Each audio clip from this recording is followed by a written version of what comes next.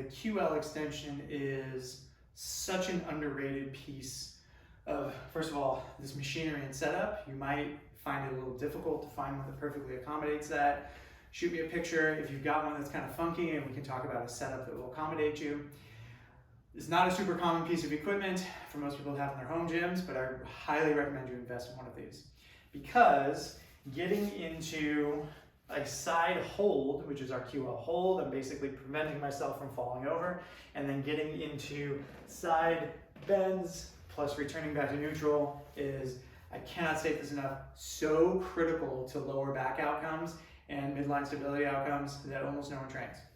So the form, I get my feet hiked up into here. Depending on your situation and configuration might be slightly different. Shoot me a note, totally fine.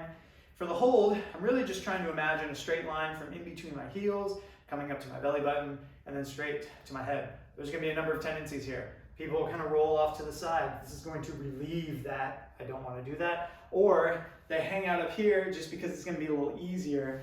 Hanging out in neutral is quite tough.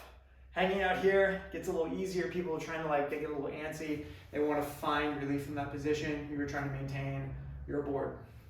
When I get into my extensions, I like to think of this is my guide arm. So the goal is to get to the ground. If I don't get all the way there, that's totally fine, but it's something to kind of keep me engaged there. And this hand comes up and over the top. And the reason is I want to think primarily about how can I get length from here to here, as opposed to how can I clamp down on this side.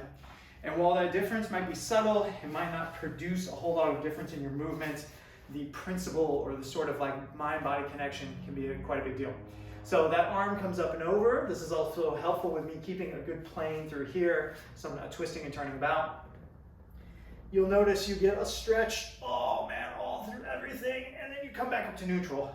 There's no need to hyperextend and come back up. We're naturally gonna hit the other side, that's totally fine.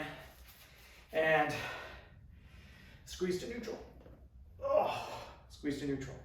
This, whenever I do this, gets me cripplingly sore. I know I mentioned earlier, this program isn't gonna get you that sore, but this gets me sore every time because honestly, I've undertrained this so much compared to everything else that my body just doesn't have a very good training age for the movement, and every time it's like a brand new experience. But as you get stronger here, the world changes in terms of your ability to navigate and stay out of low back pain.